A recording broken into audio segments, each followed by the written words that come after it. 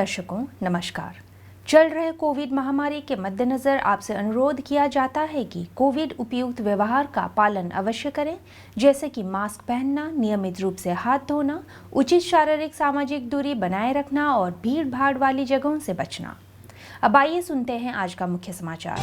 वित्त वर्ष 2021-22 के पहली छमाही में सेल राउरकेला इस्पात संयंत्र के उड़ीसा खान समूह ने बनाए नए रिकॉर्ड। सेल राउरकेला इस्पात संयंत्र के आईजी पार्क में वन्य जीव जागरूकता कार्यक्रम का आयोजित।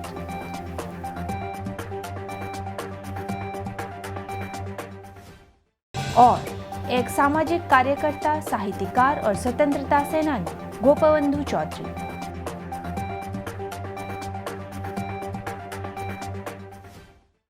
अब समाचार विस्तार से।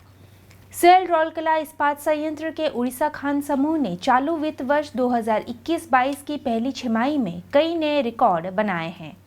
अप्रैल सितंबर 2021 की अवधि में 24,58,088 टन का एक मुश्त लो अयस्क फाइन्स और लम्प्स उत्पादन और 24,53,674 टन का एक मुश्त प्रेषण दर्ज करके उड़ीसा खान समूह ने वित्तीय वर्ष के किसी भी पहली छमाही के लिए अपना सर्वश्रेष्ठ प्रदर्शन दर्ज किया है।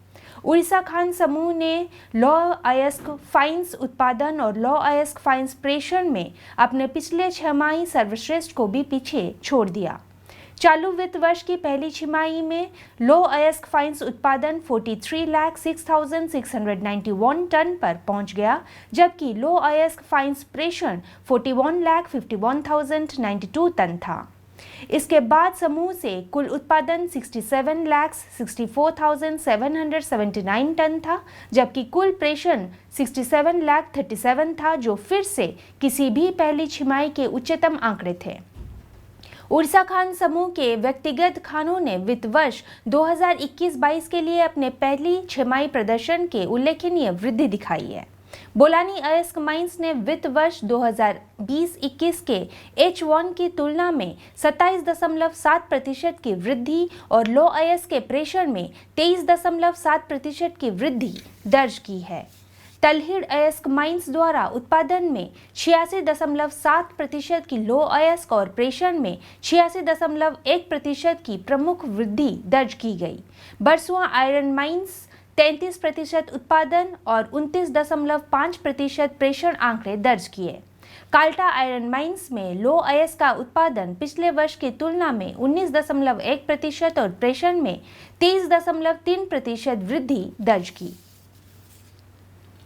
सेल राउरकेला इस्पात संयंत्र के इंदिरा गांधी पार्क में 5 अक्टूबर 2021 को भारतवर्ष में चल रहे वन्य जीवन सप्ताह समारोह के उपलक्ष्य में वन्य जीवन जागरूकता कार्यक्रम आयोजित किया गया था।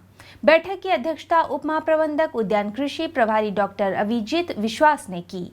इस अवसर पर क्यूरेटर और जीव विज्ञानी डॉक्टर एस मिश्र, शिक्षा अधिकारी आरएसपी श्री राजेश बांचूर और विभाग एवं संयंत्र के अन्य अधिकारी और कर्मचारी उपस्थित थे।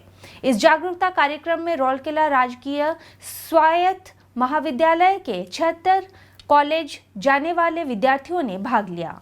जागरूकता कार्यक्रम के दौरान डॉक्टर मिश्र द्वारा वन्य जीव गणना पर एक प्रस्तुति दी गई, जिसमें उन्होंने विभिन्न प्रजातियों की आबादी को समझने के लिए युवा मन में एक प्रभाव डालने हेतु आवश्यक वन्य जीव गणना के विभिन्न तरीकों की व्याख्या की। सत्र का मुख्य उद्देश्य वन्य जीवन संरक्षण के लिए सुचारू संरक्षण प्रबंधन योजना विकसित करने की प्रक्रिया प्रदान करना था। इसके बाद केंद्रीय चिड़ियाघर प्राधिकरण द्वारा तैयार किया गया संरक्षण एक संकल्प एक जन जागृति पर एक वृत्तचित्र दिखाई गई। कार्यक्रम में राउरकेला के स्नेक हेल्पलाइन के सदस्यों द्वारा स्नेक रेस्क्यू मेथोडोलॉजी पर भी एक सत्र लिया गया। कार्यक्रम का संचालन आरएसपी के उद्यान कृषि विभाग द्वारा किया गया। उल्लेखनीय है कि भारत में वन्य जीवन सप्ताह समारोह 2 से 8 अक्टूबर तक मनाया जाता है। मुख्य उद्देश्य दुनिया में पारिस्थितिक स्थिरता और संतुलन के लिए देश के जीवों की रक्षा और संरक्षण की आवश्यकता पर व्यापक जागरूकता पैदा करना है। आज़ादी का अमृत महोत्सव समारोह के उपलक्ष्य में सेल राउरकेला इस्पात संयंत्र उड़ीसा के कुछ प्रसिद्ध और कुछ कम जाने माने स्वतंत्रता सेनानियों पर समाचारों की एक कड़ी प्रस्तुत कर रहा है। आज का व्यक्तित्व है गोपबंधु चौधरी, एक सामाजिक कार्यकर्ता, साहित्यकार और स्वतंत्रता सेनानी। उड़ीसा में सर्वोदय आंदोलन के अग्रणी, एक महान सामाजिक कार्यकर्ता, साहित्यकार और स्वतंत्रता सेनानी के रूप में गोपबंधु चौधरी का नाम उड़ीसा के इतिहास के पन्नों में उल्लेखित पाया जाता है। उनका जन्म 8 मई 1895 को जगतसिंहपुर जिले के खेरसा गांव में एक जमींदार परिवार में हुआ था। डिप्टी कलेक्टर के रूप में अपनी आकर्षक सरकारी सेवा को पीछे छोड़ते हुए वो उड़ीसा के लाखों पीड़ितों की आंखों के आंसू पोंछने के मिशन में जुट गए।